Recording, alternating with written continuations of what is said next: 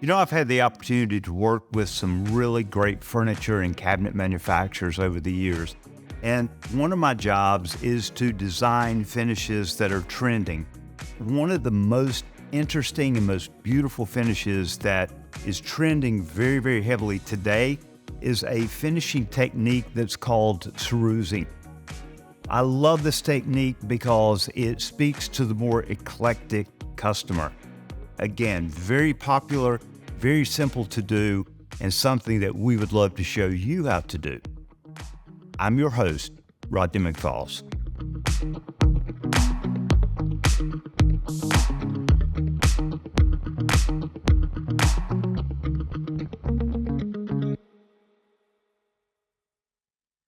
Today I'm working with my friend Hovie Nestor. You know, together we have the opportunity to design finishes for literally some of the most elite furniture and cabinet manufacturers in the world. Very true, and I'm glad to be here. Of course, the hardest part of cerusing is learning how to say it. That's because it is that simple. It's as simple as adding one value-added step to the process. A stain, a coat of poly, a second stain, and finish it up with poly, and you have mastered cerusing. I say let's get started. Let's do it.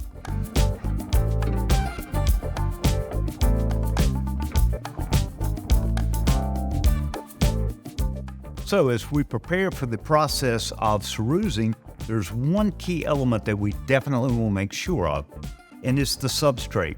Cerusing works best with an open grain wood such as red oak or white oak, hickory, or ash. Where cerusing really doesn't do a nice job is on closed grain wood such as maple and cherry. So pick the wood. Once you've chosen the right species, now it's time to get started.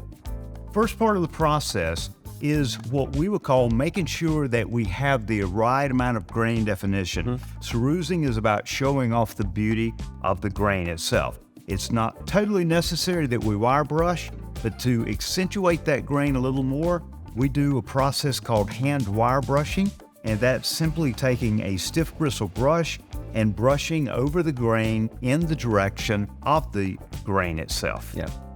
Again, very quick and simple, but what's happening is the wire brush is taking out all the soft areas within the grain itself.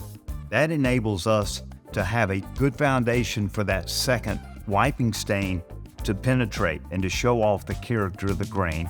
So once we've done that, we want to scuff sand over the surface. However, we're going to use 180 grit, I believe, for this application. Yeah, just like on the raw wood, this is usually our finishing sanding pad is 180 grit. Again, very simple, very easy. We want to make sure that we sand the entire surface. Now, by sanding, we're not sanding aggressively. We're not removing what we did with the wire brush at all. All we're doing is smoothing up what we call the flake of the wood so that will come out much cleaner. Now, we've got sanding dust in the grain, and we want to remove that because we don't want that in there when we're staining. So, again, we can use forced air pressure, or we could just use a soft brush. The brush works wonderfully because it actually takes all the sand dust out of the grain and gives us a nice, clean surface to work from. Now, we're ready for staining. Right.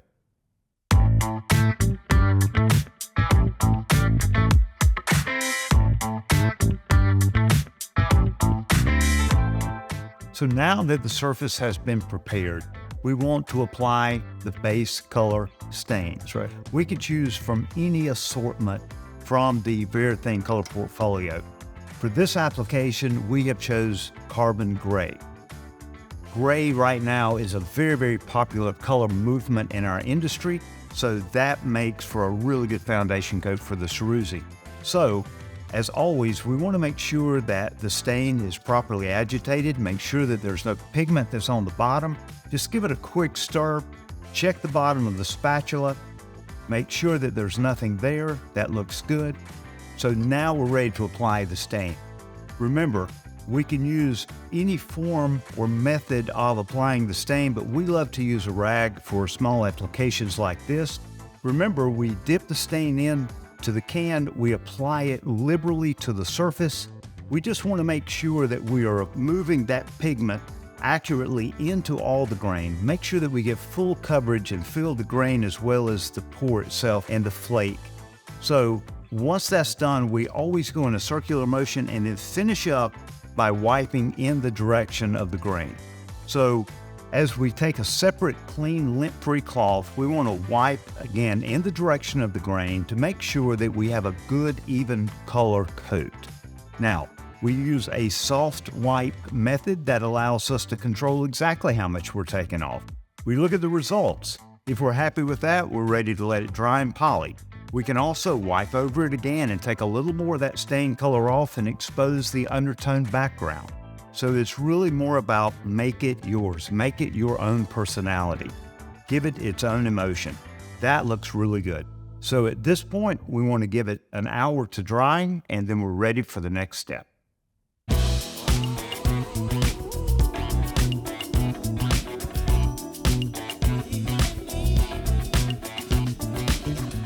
The beauty of cerusing is you can choose from the full assortment of Varathane wood stains as your background color. Of course, we started with carbon gray. Yep. Then we moved over to antique white, and the last color we chose was ebony. But again, any background color, pick your favorite background color, and that's going to work great. So now it's time to apply the poly. Remember that the first coat of poly is the most important. That's the foundation coat.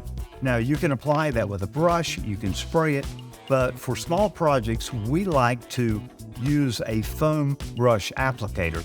The first most critical thing is make sure that the poly has been agitated. Just stick a stir stick in, make sure that there's no settlement on the bottom, and now we're ready to apply the poly.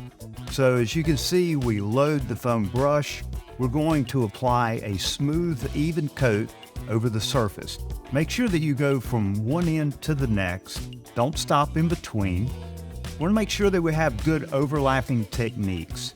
And this is creating a very, very smooth surface. And of course, the same coat of poly that we're using for the final 3 build coats is the one that we're using for the first coat. There's no difference. There's a way to achieve a much better end result by applying the poly first coat as a thinner coat. It's going to dry very, very quickly for us. There may be just a little bit of grain raising. That's very natural when applying a poly to the wood. It raises the grain fibers just a little bit, but the poly also locks those fibers in, and that gives us the opportunity to do some sanding and create this smooth foundation surface. So whether we were applying a Ceruse technique or an over-layered color technique or whatever value-added technique we decided we wanted to use, this application would work the same. For the cerusing, you're going to see that we will apply the second color, which will hang up in the grain, and we're going to clean that off of the flake. So you're going to see this beautiful contrast between the background color that we've just chosen and the grain color. So again, make sure that you go over the entire surface, back and forth. Make sure that there's no runs or drips, and then we're ready to allow that to dry. This is going to dry very quickly, and we will be ready to move on to the cerusing technique itself.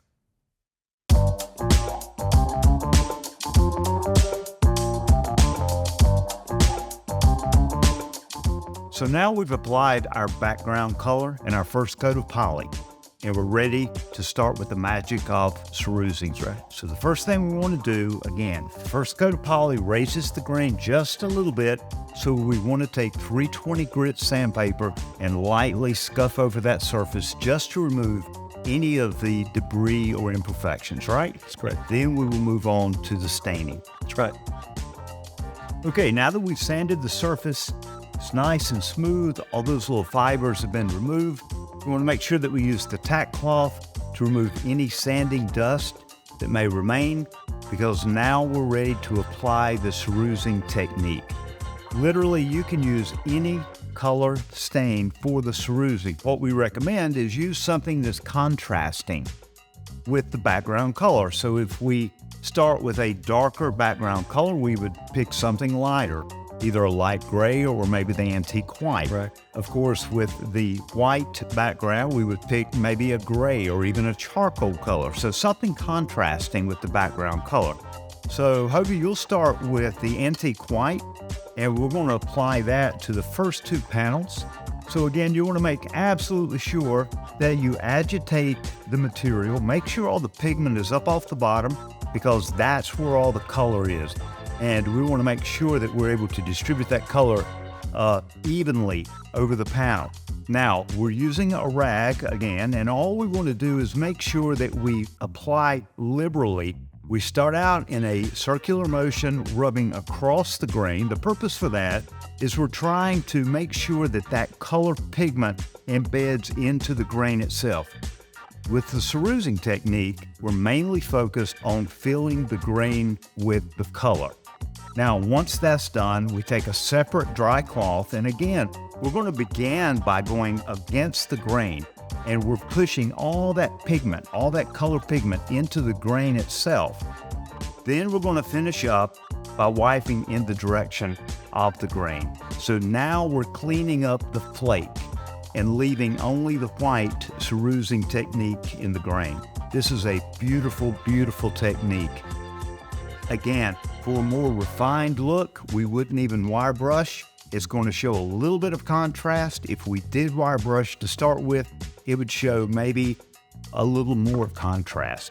So this, I believe, is the ebony. Yes, it is. And again, we can use either the carbon gray, or we could use a lighter color gray. We could use any color we want. We've chosen white because we really want to bring out the beauty of the grain. It's all about the characteristic of the grain itself. So we're wiping against the grain so that we're pushing all that pigment down into the grain. We want to follow up by wiping with a separate dry cloth against the grain. And again, that is to clean off the excess and just make sure that we're leaving the excess material, the white, in the grain itself. Then we always follow up by wiping in the direction of the grain to make sure that there's no marks, no rag marks or anything left on the surface.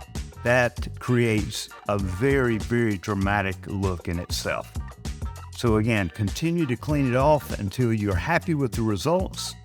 We basically want to clean the surface extremely clean and just leave the color pigment in the grain itself.